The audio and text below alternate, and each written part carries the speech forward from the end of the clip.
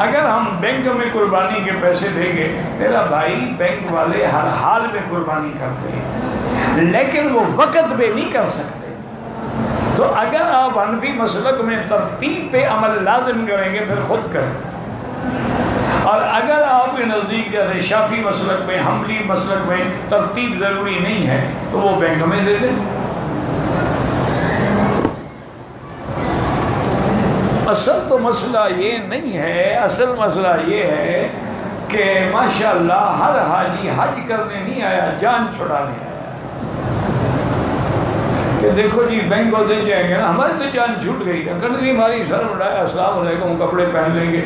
اگر قربانی کرنی ہے تو پھر تو ہمیں 4 5 6 گھنٹے انتظار کرنا پڑے گا، قربان گاہ جانا پڑے گا، بکری ذبح کرنی پڑے گی۔ اصل مسئلہ یہ ہے کہ ان کے پاؤں میں مہندی لگی ہوئی ہے۔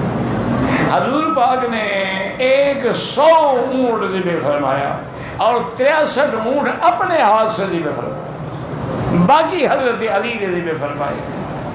تو ویسے تو تم بڑے دعوے کرتے ہو یا رسول اللہ یا رسول اللہ سلام علیکہ، قربانی لوگ کریں، یہاں محبت کی در چلی گئی، حضور کی اتباع کر۔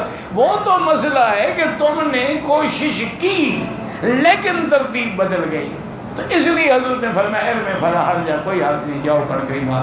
یہ تھوڑا ہے کہ پہلے حضور نے فرما دیا تھا کہ ترتیب کا خیال ہی نہ رکھو۔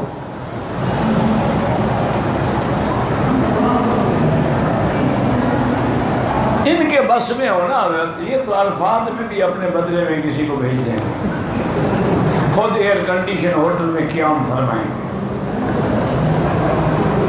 اور مینا میں کون خیمے میں پڑا رہے مٹی پہ، وہ بھی اس دن بھی انشاءاللہ یہ ہوٹلوں میں آ جائیں گے، یہ نرالے حاجی ہیں۔ بھئی ایسے خام خواہ خون لگا کے شہیدوں میں نام نہ لکھوایا کرو۔